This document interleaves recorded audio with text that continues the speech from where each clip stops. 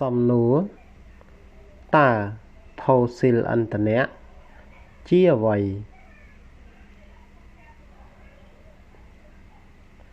ចម្លើយផូស៊ីលឥន្ធនៈ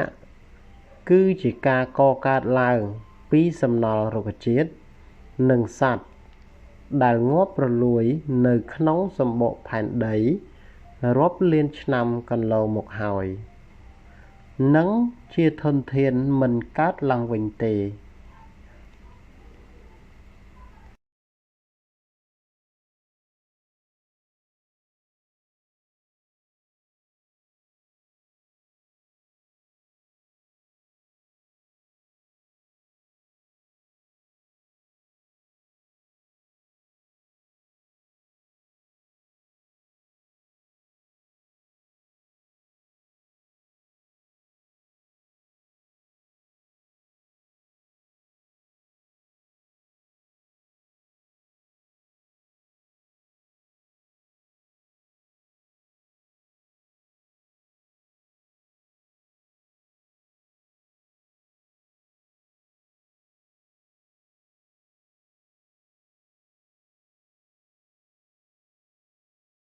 សូមបងប្អូនទាំងអស់គ្នាជួយចុច Subscribe Channel YouTube ខ្ញុំបាទម្នាក់មួយផង